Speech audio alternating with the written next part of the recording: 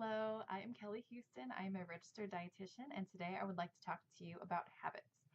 I love habits. I'm so fascinated by them, and I really work with my clients to develop habits that will benefit them. So, habits are something that we do almost without thinking. So, consider brushing your teeth.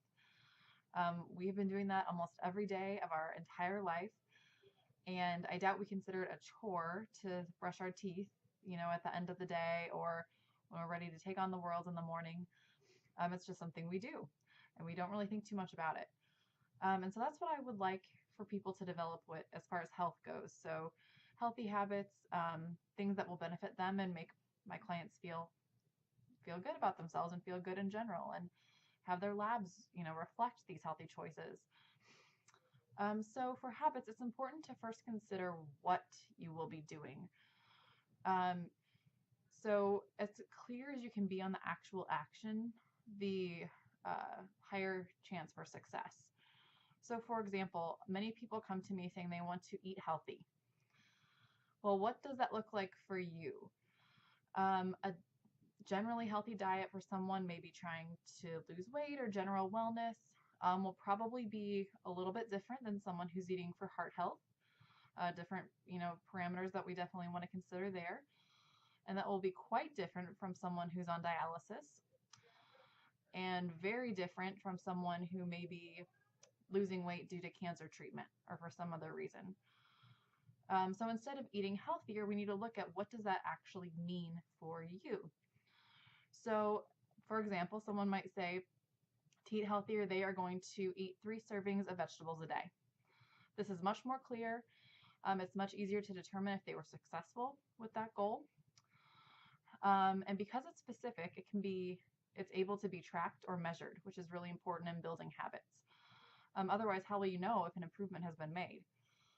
I really like, by the way, the app Habit Bull. It's my favorite for tracking habits. Anyway, it's also important to determine when you will practice the habit. So if we're sticking with the vegetable goal, is it going to be one at lunch, one serving at a snack, and then one at dinner? What if we skip our snack that day? So then do we make sure we have 2 servings at dinner? How can we make sure to fit it in? So we need to really think through all the details. If you bring your lunch or make your own dinner, you also have to make sure that you're actually buying the vegetables, working them into the meal plan, cooking them. So then that might be looking up recipes for different ways, especially if you have kids at home, that might not be thrilled about eating more vegetables. We really want to make sure that we have every base covered. And then actually eating them once you've cooked them. So what's going to happen if it's been a busy week and you haven't been to the store? So those frozen bags of steamable vegetables are a great choice, easy to keep in the freezer if you're in a pinch, and then good to add as a meal or, just for a snack, maybe with some melted cheese on top. So something as easy as just eating more vegetables might not actually be as simple as it seems. So you want to also consider your routine as you plan habits. So I've had clients that want to get into the habit of exercising, and they'll tell me they want to do 30 minutes of exercise 5 days a week when their exercise currently is virtually non-existent. So I'll say, do you think that's realistic? And they'll say, well, no, but I thought that's what you wanted me to do.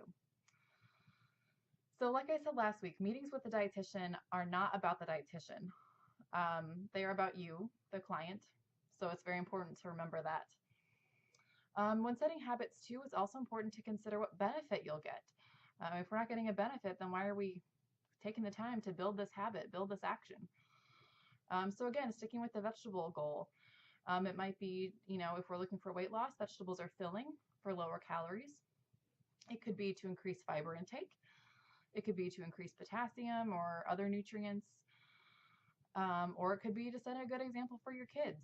Whatever the reason, what's important is that it's a good reason for you. So what tools have you used to help build habits? I would love to hear about them. And authors too, any books or anything about habits, I just love them so much. I really liked Gretchen Rubin's books, Better Than Before, or Switch, How to Change When Change is Hard. It's also a really good one. So I would love to hear your resources and things that you guys have used in the past. Let me know. Thanks.